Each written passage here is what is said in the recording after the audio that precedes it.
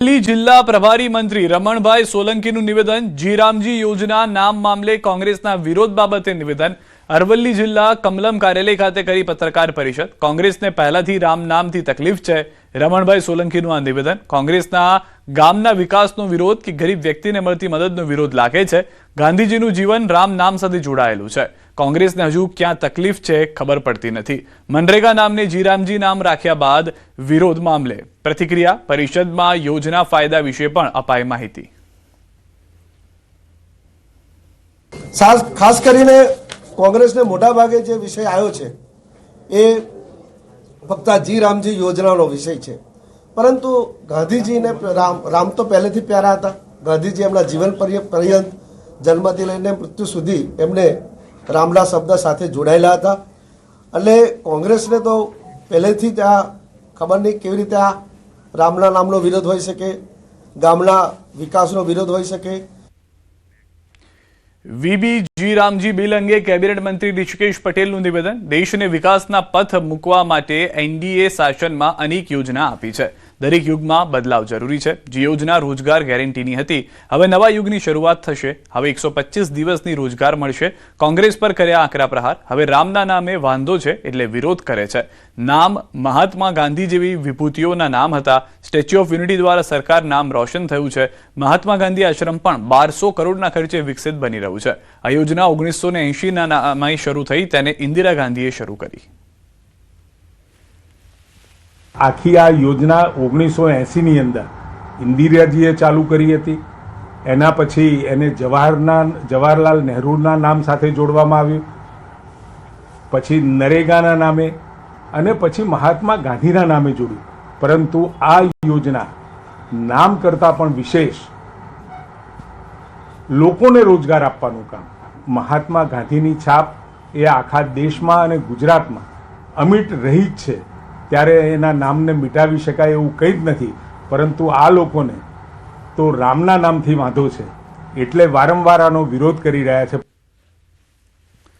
રાજ્યમાં છેલ્લા 24 કલાકમાં ખાડા પડવાથી 2 લોકોના મોત અને 1 ઇજાગ્રસ્ત ઘટના મામલે રાજ્ય કેબિનેટ મંત્રી ઋષિકેશ પટેલનું નિવેદન।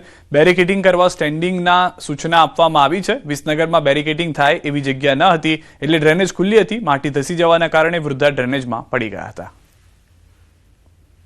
પરંતુ મૂળતઃ વિષય બેન પડ્યા એ વિષય ખરો, પરંતુ એ પડવાનું બેઝિક કારણ કે સાંકડો રોડ, બેરિકેટિંગ થાય એવું નહીં, અને બેરિકેટિંગ થાય તો કોઈના અવર જવરની વ્યવસ્થા નહોતી રહેતી। આવા બધા પણ કારણો હોઈ શકે છે।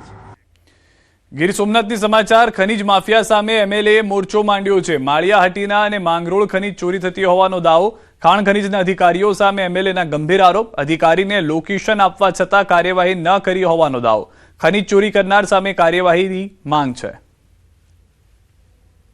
ખનીજ માફિયા દ્વારા હાલમાં ખૂબ મોટા પાયે ખનીજ ચોરી ચાલુ છે। હાલમાં આ સર્વે નંબરમાં જે 571/2 માં તો દિવસ અને રાત ચાલુ છે।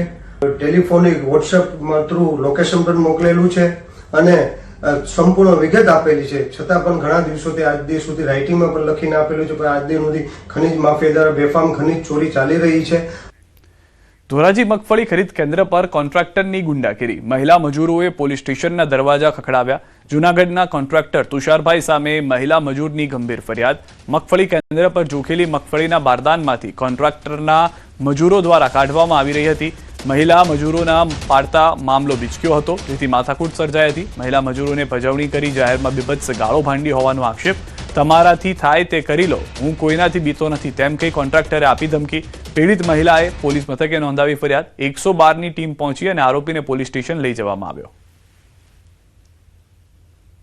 આ કાકાનો મેન છે, એ જેમ આવે એમ અત્યારે અમે એને પૂછ્યું કે ભાઈ મીધું અમારા કામ આડો તું શું કામ પડસ કહું, તો એને અત્યારે અમને જેમ એમ કાઢ્યું કે તમારથી થાય એવું કોઈથી ન થાય નહીં, કે તારે જેને કેવું હોય એને તારા ધોરાજી વાળાને બોલાવી લે મારો, એટલે એનો સાહેબ અમારે ન્યાય જોઈ કે બાઈ માણા હિસાબે આવી રીતે ખરાબ કેમ ભૂંડા બોલી શકે। કોણ વ્યક્તિ હતા બેન? વ્યક્તિ તુષારભાઈ છે નામ એનું। તમે શું કામ કરો? તમે શું કામ? મજૂર માણસો છે। અમરેલીના બગસરામાં મગફળી ખરીદ કેન્દ્રમાં ભ્રષ્ટાચાર થતો હોવાની ફરિયાદ ઉઠી છે। સોશિયલ મીડિયામાં 2 સીસીટીવી ફૂટેજ વાયરલ થયા હતા। શખ્સ મગફળીના બારદાનમાંથી મગફળી કાઢતો હોવાનો દાવો છે। દાવો તો એવો પણ છે કે કેન્દ્ર પર ખેડૂતો પાસેથી રૂપિયા લેવામાં આવે છે. આ વિડીયોને હથિયાર બનાવી મંડળી અને વહીવટીતંત્ર સામે ભ્રષ્ટાચારના આક્ષેપો કર્યા છે. કેટલાક ખેડૂતોએ આ મામલે તપાસની માંગ સાથે મામલતદારને આવેદનપત્ર આપ્યું છે.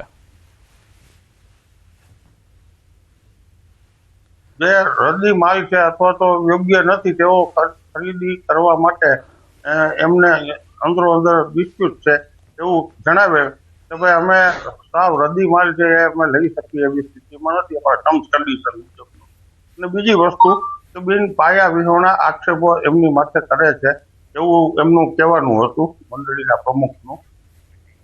તો સમગ્ર વિવાદની સત્યતા તપાસવા માટે ન્યૂઝ 18ની ટીમ સ્થળ પર પહોંચી તો ત્યાં હાજર ખેડૂતોએ આક્ષેપોને તદ્દન પાયાવિહોણા ગણાવ્યા હતા. ફળી હું ચોથી વખત લઈને આવ્યો છું, મને કોઈ તકલીફ પડી નથી. અને જે માંડવી લઈને આવે છે, જે સોશિયલ મીડિયામાં વિડીયો વાયરલ થયો છે એ હાવ ખોટો જ છે. એના માટે કોઈ મંડળીની કઈ તકલીફ નથી, બધાને વ્યવસ્થિત રીતે જોખી લે છે. મગફળીના મેસેજ આવ્યા પછી અમે 15 દિવસની અંદર ગમે ત્યારે લઈને આવીએ છીએ તો અમારી મગફળી વ્યવસ્થિત રીતે જોખાઈ જાય છે. નહીં સાહેબ, એ તો અફવા છે, એવું કઈ છે નહીં. હું 8 થી 10 વાર આવ્યો, મારી મગફળી વ્યવસ્થિત રીતે જોખાઈ ગઈ છે.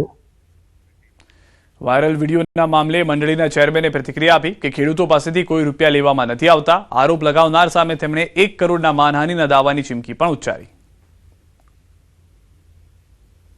ખેડૂતોને અમે ખપાડી લેવા ગામમાં લેવા મોકલીએ તો એની પાસે બાઇક હોય ની ટ્રેક્ટર હોય, ટ્રેક્ટર લઈને જવું એને પોસાય નહીં.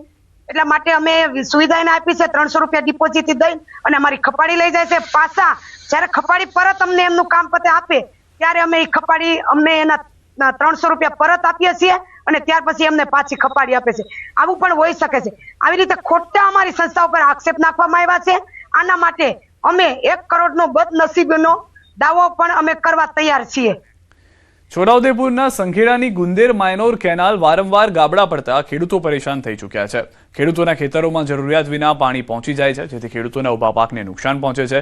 તો કેટલાક વિસ્તારોમાં સબ માયનોર કેનાલનું નવીનીકરણ કરવામાં આવ્યું છે. જે કેનાલો બની રહી છે તેમાં ફક્ત વેટ ઉતારી છે, જેને લઈ ખેડૂતો કોન્ટ્રાક્ટર અને અધિકારીઓની મિલીભગત હોવાનો આક્ષેપ પણ કરી રહ્યા છે. ટીંબા અને ભાટપુર ગામ વચ્ચેની સીમમાં નવીન બનાવેલ કેનાલમાં નર્મદાનું પાણી છોડાતા જ કેનાલમાં તિરાડો પડી ગઈ. કેટલીક જગ્યાએ તો કેનાલના ટુકડા પણ થઈ ગયા. જે પાણી છોડવામાં આવ્યું તે ખેડૂતોના ખેતર સુધી નહીં પણ કોતરમાં વહી ગયું. ખેડૂતોની વારંવારની રજૂઆત બાદ પણ અધિકારીઓ આંખ આડા કાન કરતા હોવાનો આક્ષેપ છે. ગુંદેર માયનોર અમારી સીમોથી પસાર થાય છે. ટીંબા તે વર્ષોથી તૂટેલી જ હાલતમાં છે. જ્યારે અધિકારીઓને રજૂઆત કરે તો માટી કામ કરે, થોડું ઘણું ઝાડવા સાફ કરે, એ સિવાય કઈ કામ બીજું નવીન નહીં કરતા. માટી કામથી પાળા બનાવીને થોડું આગળ પાણી જાય પણ તોય છતાં બી પાણી છલાઈ નીકળે છે. માઇનોર કેનલ છે એ 11 વર્ષથી 3 થી 4 વાર રિપેર થઈ છે. એમાં અત્યારે 3 વર્ષ પહેલા તૂટી ગયેલું હતું તો એ રિપેર થયું છે. આ રિપેરિંગ ને 5 જ દિવસ થયા છે. પહેલું જ પાણી હજુ છોડ્યું છે તો એ પાણી છોડતાની સાથે જ આ કેનલ તૂટી ગઈ છે. હવે પાછળ જે બધા ખેડૂત છે એ ખેડૂતને આ વર્ષે હમણાં માવઠાના મારને લીધે બધા જ ખેતરોમાં કપાસ ને બધું બગડી ગયું છે. હવે એમને બીજો કોઈ પાક કરવો છે પણ પાક માટે અહીંયાથી પાણી જ નથી આવે એવું, તો એ લોકો પાક શું બીજો કરશે? 3 વર્ષ પહેલા આને રિપેરિંગ કરી હતી, આ જ પોઝિશનમાં હતું અને હમણાં લગભગ 4 દિવસ બી નહીં થયા. આ જસ્ટ પાણી આવ્યું જ છે અને તૂટી ગયું છે. તો અમારે આગળ બધી જમીન એવાની એવી જ છે, પાણીનો લાભ જ નહીં મળતો કે અમારી પાસે કુવા બી નહીં આગળ કે અમને પાણી મળી શકે. છોટાઉદેપુર જિલ્લાના ખેડૂતોને સિંચાઈનો લાભ મળે તે માટે સરકારે વ્યવસ્થા કરી અને નર્મદાની મેન કેનલથી સબ માઇનોર કેનલો બનાવી ખેડૂતોના ખેતર સુધી પાણી પહોંચે તેની વ્યવસ્થા કરવામાં આવી. પરંતુ અધિકારીઓની બેદરકારીને લઈને આ ખેડૂતોને સિંચાઈનો લાભ મળતો નથી.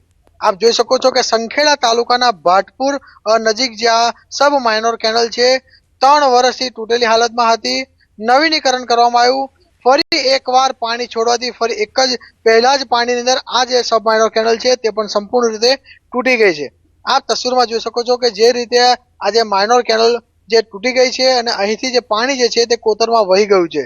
એટલે ચોક્કસથી ખેડૂતોને જે સિંચાઈનો લાભ મળવો જોઈએ તે મળ્યો નથી અને આજે તમામ જે પાણી જે છે આજે કોતરોમાં વહી ગયું છે. જ્યારે આ વિસ્તારની વાત કરવામાં આવે તો આ વિસ્તારના લોકો તો અવારનવાર રજૂઆતો કરે છે, અધિકારીને ટેલિફોનિક ફોન કરે છે, ટેલિફોનિક જાણ કરે છે, પરંતુ અધિકારીને ક્યાં પડી ના હોય તેવું લાગી રહ્યું છે. હાલ તો અધિકારીના પાપે આ વિસ્તારના ખેડૂતો જે ભોગ બન્યા છે. આ ખેડૂતોએ કમોસમી વરસાદને લઈને પણ કમર ભાગી તૂટી છે. હવે જ્યારે આ કોન્ટ્રાક્ટરની બેદરકારી, અધિકારીની બેદરકારીને લઈને ફરી એકવાર આ વિસ્તારના ખેડૂતોને ભોગ બનવાનો વારો આવ્યો છે. હવે આ અહેવાલ જોયા બાદ તંત્ર અહીં પહોંચે અને વહેલી તકે આ માઇનોર કેનલો જે તૂટી ગઈ છે તેને રિપેરિંગ કરવામાં આવે અને આ વિસ્તારના ખેડૂતોને સિંચાઈનો લાભ આપવામાં આવે તે ખૂબ જરૂરી છે.